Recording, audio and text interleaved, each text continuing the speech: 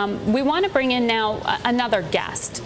It's Bill Gale, who is joining us via remote this morning. He's with the Brookings Institution. He's a senior fellow there, and he's written an editorial with some strong, I wouldn't necessarily say rebuttals, Bill, but points to really consider here when we're talking about the debate as to whether to roll back the Bush-era tax cuts in part or in whole. You say that the conversation is being framed somewhat incorrectly here.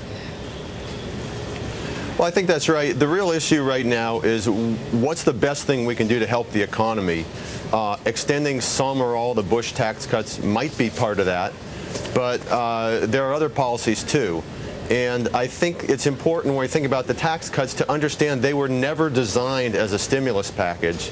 They were designed in 1999 when then Governor Bush was putting together a presidential platform, and the idea was basically to give back people the money that was accumulating in the budget surpluses.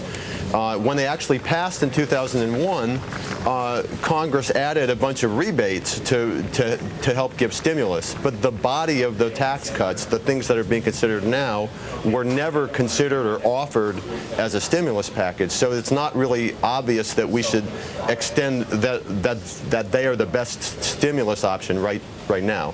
Now, Treasury Secretary, you had said that when you were part of the Bush administration that you weren't in favor of these tax cuts. Right. Does Bill have it right here in how he's framing things? Well, to a degree, I agree with Bill, but I think the right conversation is fundamental tax reform.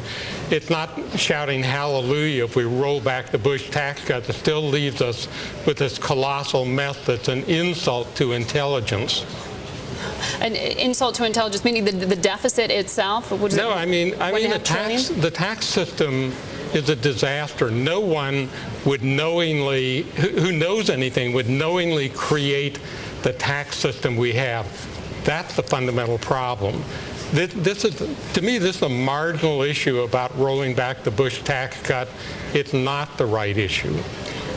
You said no one who knows anything. Are you talking about Congress there? No, I'm talking about if we rounded up 50 intelligent people and they designed a tax system for a country with 330 million people, they would never design what we have now. They would design something that's sensible, that encourages savings and investment and fairly distributes the burden of public goods and services that we need. That's the right thing to do. Well, Bill, jump in here, because I know you've been looking at this issue. One of the things we heard from Treasury Secretary Geithner is that if the tax cuts are kept in place, that the wealthy don't necessarily spend the money that they pocket by not having those higher tax rates.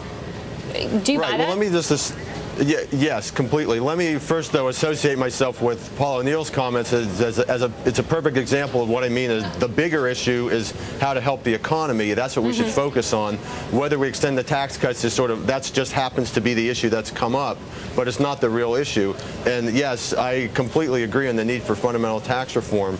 But in terms of stimulating the economy in the short run, you can think of three types of policies. The first is government spending on infrastructure, on unemployment compensation, on aid to the states, and that's going to have the biggest bang for the buck per dollar spent. That's going to have the biggest impact on the economy in the short run. The tax cuts for low and middle income households are going to have a kind of an intermediate effect. Some of that's going to be spent. The tax cuts for high income households, most of that's not going to be spent. So it's not likely to be a stimulus to the economy. Thank you for your context. Bill Gale joining us from the Brookings Institution this morning.